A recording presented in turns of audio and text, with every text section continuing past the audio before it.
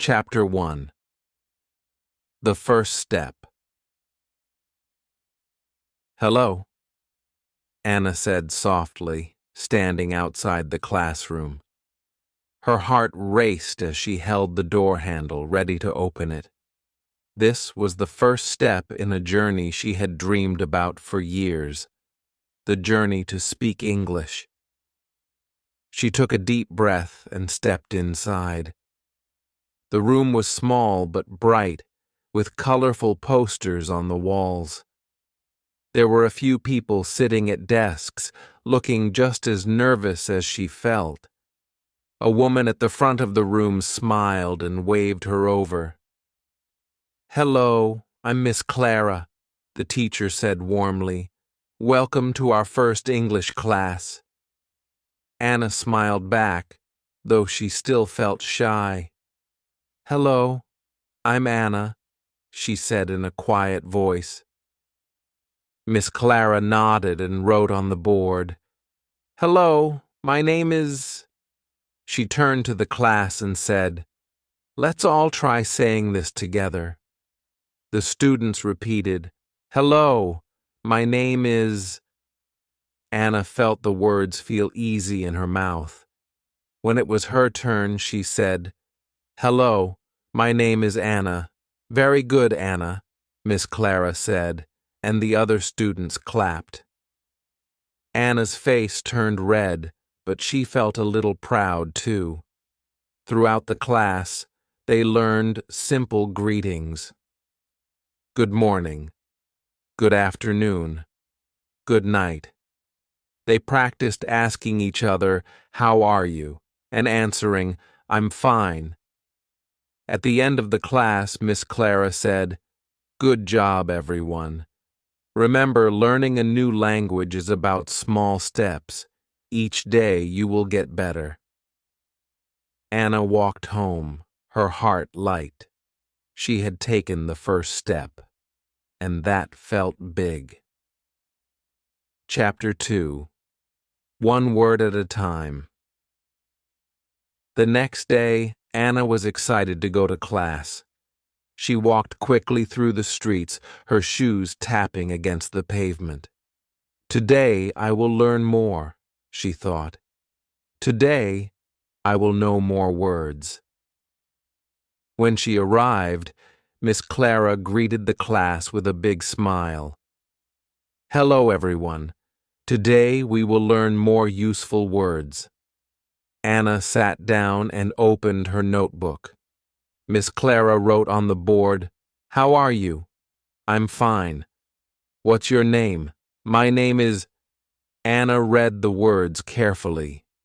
Miss Clara asked the class to practice. One by one, each student asked and answered the questions. "How are you?" Miss Clara asked Anna. "I'm fine," Anna replied. Her voice was a little shaky, but she knew she was doing it right. "How about you, Anna?" Miss Clara asked. "I'm good, thank you," Anna said, feeling more confident. The other students smiled at her. Anna felt happy. She wasn't just learning words, she was using them. She was starting to talk. Chapter 3. Talking to New People. By the third week of class, Anna felt much better about her English.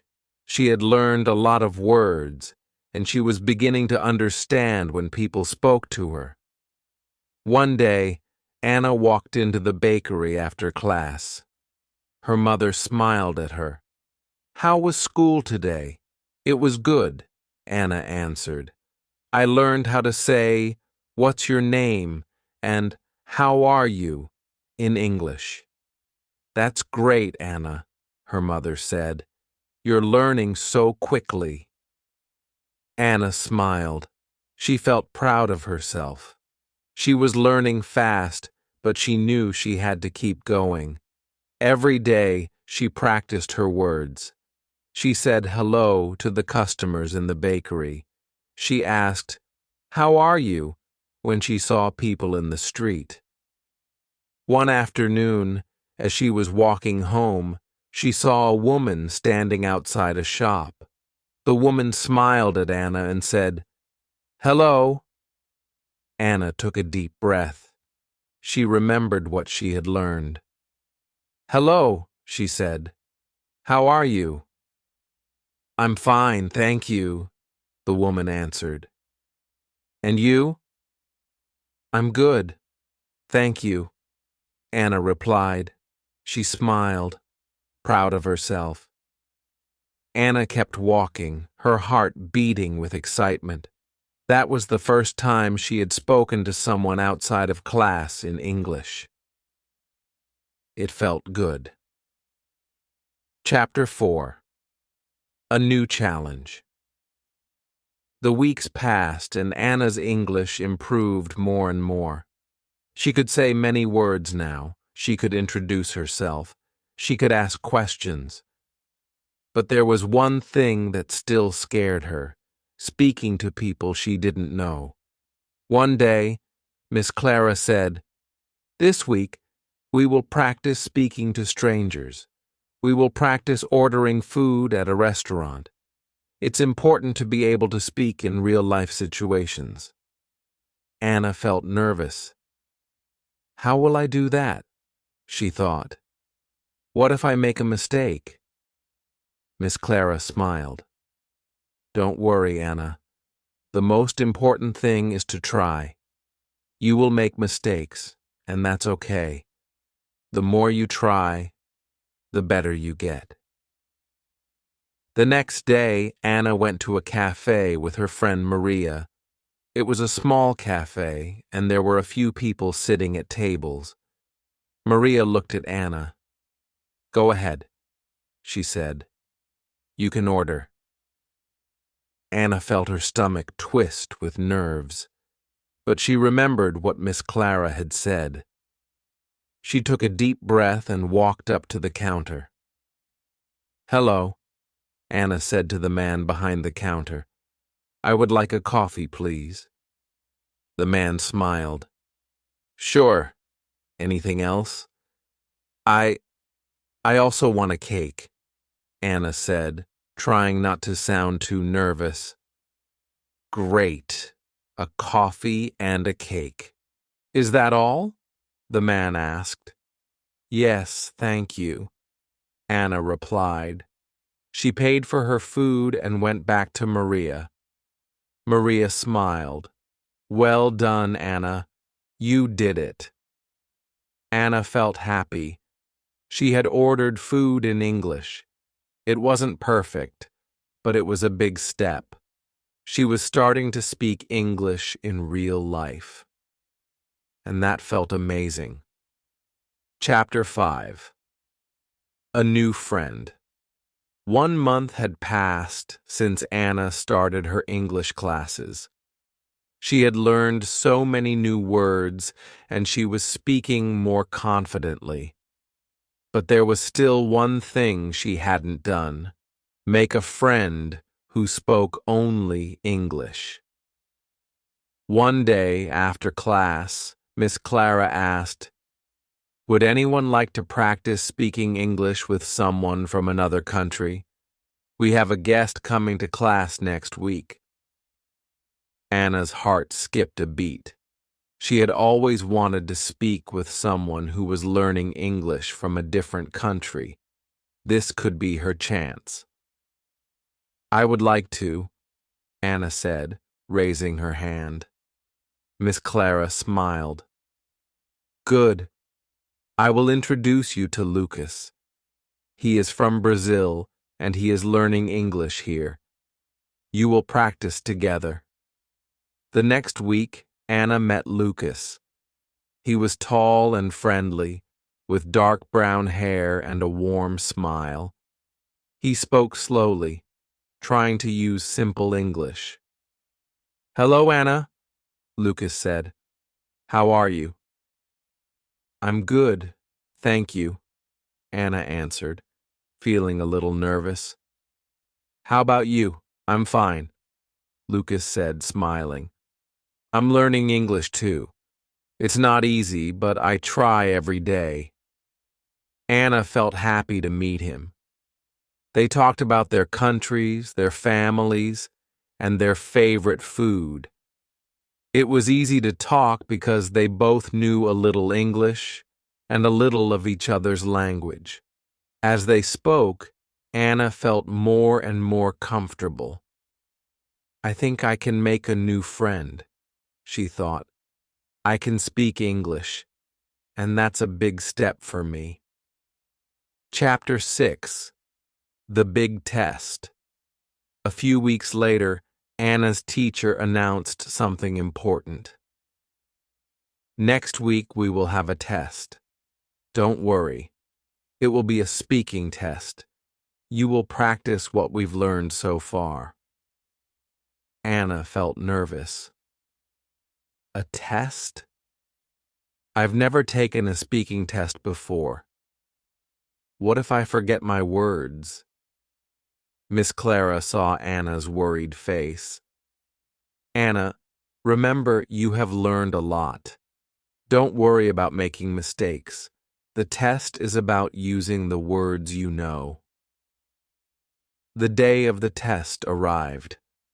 Anna woke up early, feeling a little anxious. She walked to class, trying to stay calm. When it was her turn, she walked to the front of the class. Miss Clara smiled at her. Anna, can you introduce yourself in English? Anna took a deep breath. Hello. My name is Anna. I am from a small town. I like to bake with my mother. I want to speak English because I want to travel and meet people from other countries. The class clapped. Anna felt proud. She had said everything she wanted to say. It wasn't perfect, but she had done her best. Miss Clara said, "Well done, Anna. You are speaking English with confidence." Anna smiled. I did it, she thought. I'm getting better every day. Chapter 7. The journey continues. The weeks passed, and Anna kept improving. She spoke more confidently in class. She asked questions in English. She practiced with Lucas. They had many conversations, laughing and learning together. One day, Anna's mother asked her, "How do you feel about speaking English now?" Anna thought for a moment. I feel proud, Mom. I'm still learning, but I'm not afraid to speak. I can talk to new people. I can make friends. I can do the things I've always wanted to do. Her mother smiled. I'm so proud of you, Anna. Anna smiled too. She knew that her journey was just beginning. There were still many things to learn, many people to meet, and many places to visit. But she was no longer afraid. Every day she was getting closer to her dream of speaking English fluently. And with each step, Anna knew she was creating the life she had always imagined. Chapter 8. A New Challenge. Anna had been studying English for several months now, and she was proud of how far she had come. She could speak with confidence, and she could understand more and more every day. But there was one new challenge waiting for her. Miss Clara said, "Next month, we will have a special event at the school. We are going to hold an English-speaking competition. Anyone who wants to join can." Anna's heart raced. A competition? She had never spoken in front of many people before. She felt nervous just thinking about it. She went home that day thinking about it. I don't know if I can do it, Anna thought. What if I make a mistake? What if I forget everything I learned? That night, she talked to her mother. Mom, There's going to be an English-speaking competition at school. I'm thinking about joining, but I'm scared." Her mother smiled kindly. "Anna, you've come so far already. You're doing great. This competition is a chance to challenge yourself. You can do it." Anna looked at her mother and nodded. "I'll try," she said. Chapter 9. Preparing for the competition. The next day, Anna decided to prepare for the competition. She sat down with her notebook and wrote down ideas of what she could say. "I'll talk about my journey learning English," she thought. "I can talk about why I want to speak English and how it has helped me." She practiced every day after class. She spoke in front of the mirror. She recorded herself on her phone and listened to it. Sometimes she got nervous and forgot a few words, but she didn't give up. "I can do this," Anna told herself. "I've learned so much. I'll be ready." Lucas, her friend from Brazil, also joined the competition.